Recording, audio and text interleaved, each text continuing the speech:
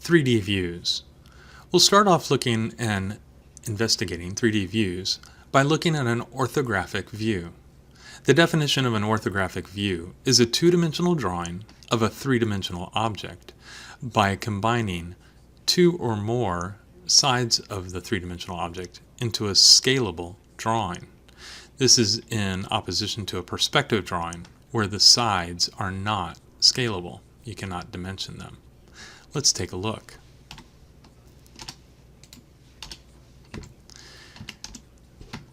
As you can see, I've created a small building here with a door and a couple windows and four walls.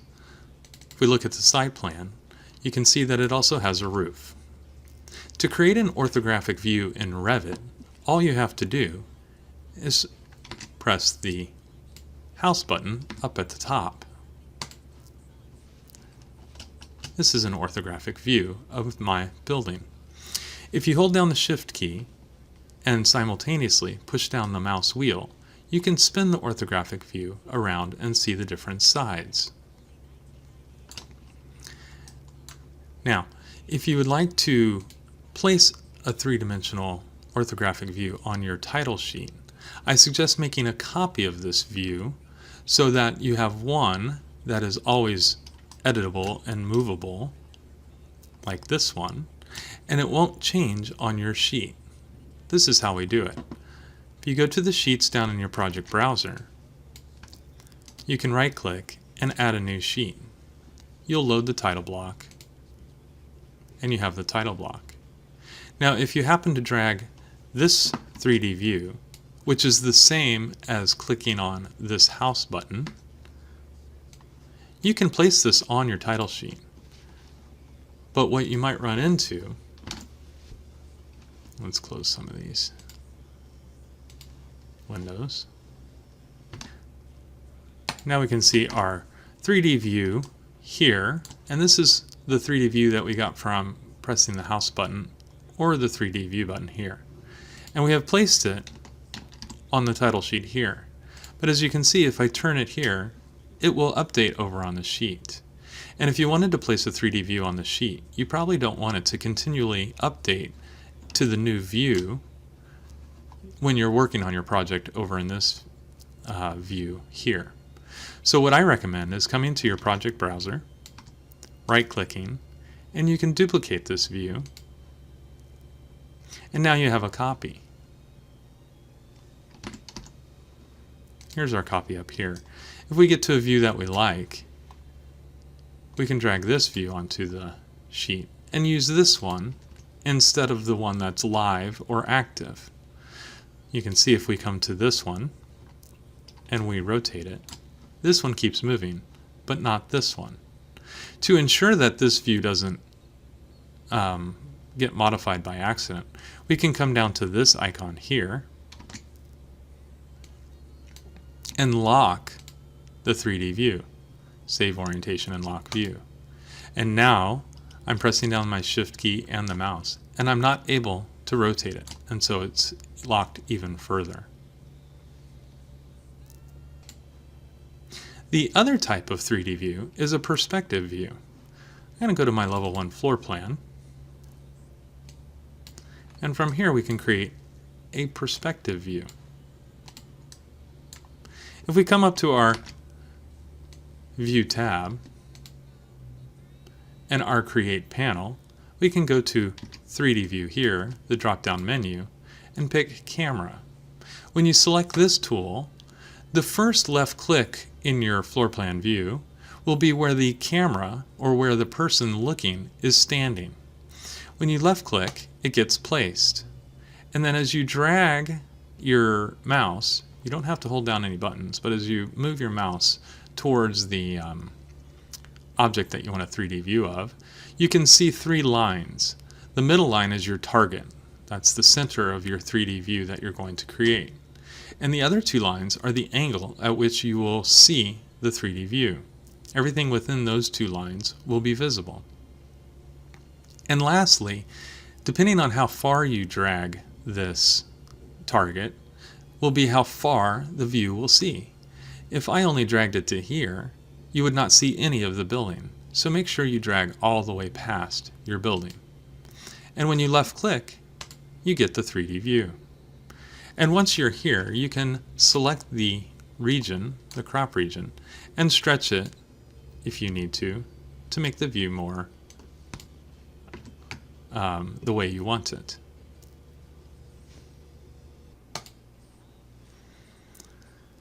I'm going to go ahead and stretch these windows so we can keep the other ones live in the background, but I want to show you a couple things with this. So we have our 3D view over on the right hand side, and we have our floor plan on the left. If you want to modify where this 3D view is taken from, or the depth view, or the angle of the view, you can go into your floor plan view, and then over in your project browser under 3D views, you can see that this 3D view is the perspective. We made the copy, and that is from this orthographic 3D view. We could rename this. If we right click, rename, and we could call this 3D perspective, so we can keep it in mind a little easier. If you right click on 3D perspective, up here you can see the option to show camera, and this shows you the camera.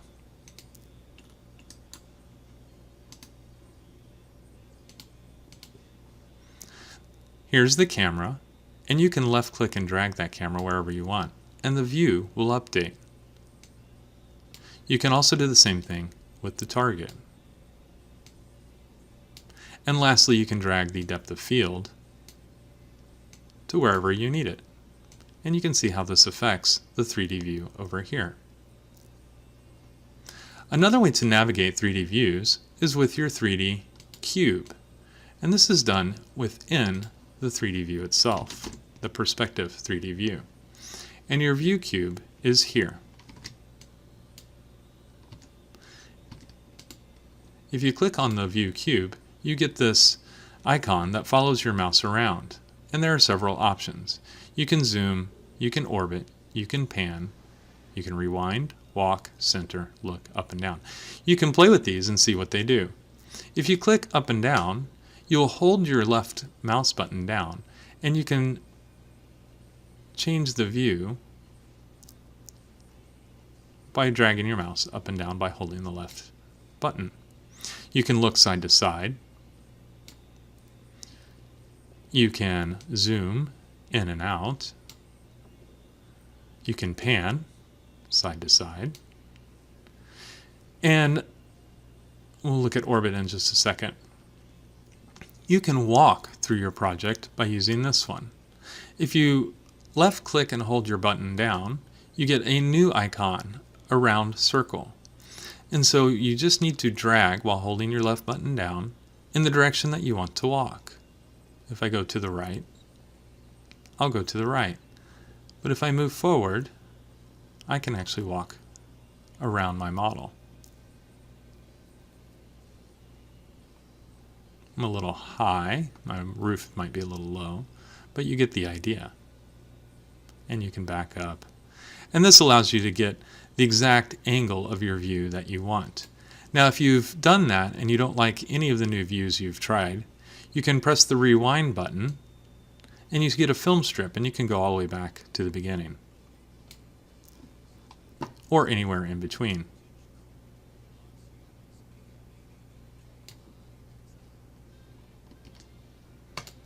The last button will go to our orthographic view. And the last button is very similar to holding your shift down and your mouse button down to rotate it. That's the orbit. It's about the same. In fact, I rarely use the orbit because it's much easier and faster for me to use the shift button and the mouse button. The last button on your view cube icon is the center button. This you use if you happen to have, let's say, another building or another object over here, and you go to your orthographic view. When you rotate it, you can see that it rotates around the center between the two objects. If you're working, say, on just this new building and you keep wanting to rotate it, if you zoom in, you can see how it goes off the screen. So the center button helps center the view as you rotate it. So we'll go back to our view cube. We'll left click and hold the button down, and when you get near an object you'll see the icon change from the mouse cursor, and then you'll be able to drag this little green orbit looking tool, and if you center that and when you let go of the button, now when you rotate it, it centers around that object. While you're working on your project in a 3D view, you might want to use the Orient to View tool, which gets you around fairly easy, and it makes it exactly perpendicular to your view. So I'm going to go ahead and get rid of this extra building, and we'll just look at the original building here. You can see that the center tool is still a little off, so I'm going to go ahead and click on my icon here, recenter it, close this icon. If you want to close this icon, you just press the little X on this button here, and then now it's centered. If you wanted to get an exact elevation of this view, it's very hard to line it up by just rotating it or using the orbit tool, or even at the top. So the view cube here helps us out. All we have to do is click on one of the sides, and you can see that it highlights. You can see that it highlights as I hover. You could go on a corner, and when you click on it, it goes to that view, front view. This arrow means it'll be the top view. And you can spin your model very precisely using this. Or you can always shift mouse and rotate it like this. You can also right click on this and orient the view here, and you have different options, but that's just about the same thing as this, so it's much quicker to use the view cube. The last thing we'll take a look at today is the section box. You can use a section box either in the ortho view or a perspective view. We'll start by looking at it in the ortho view. Now over in your properties palette, and since we have nothing selected, it's in the properties palette is the properties of the actual view scale. You can scroll down and find this option here, section box. When you apply it, you get a box around your model. If you highlight this box, you get arrows where you can drag, push, and pull the sides of this box. And as you do, it will cut the box and allow you to look inside.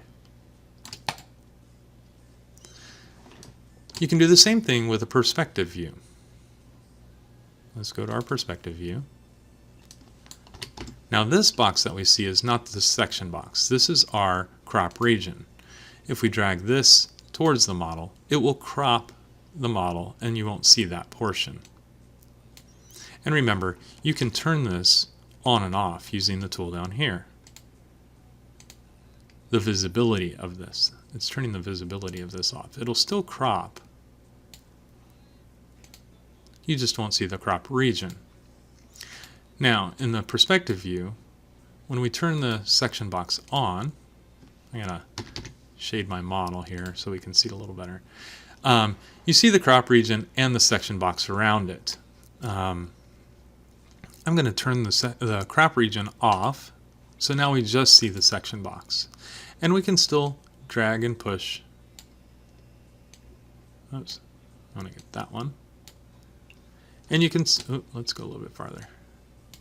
There we go. Now we can see inside. Now this is a perspective, an interior perspective of our model, not of the ortho view. Let's get rid of these so we can compare the two.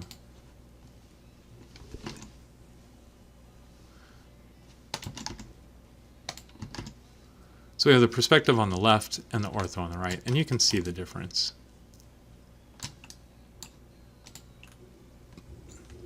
The perspective is a more realistic version of the view, though the ortho allows you to dimension things precisely. Let's go back to our perspective view.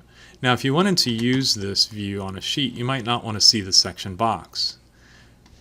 Fair warning, if you turn off the section box here, it will no longer cut the section, and you'll go back to your model. So let's back up. We have the section box cutting the model. To make the section box not visible, we'll go to Visibility Graphics, VG. It's actually Visibility Graphics Override.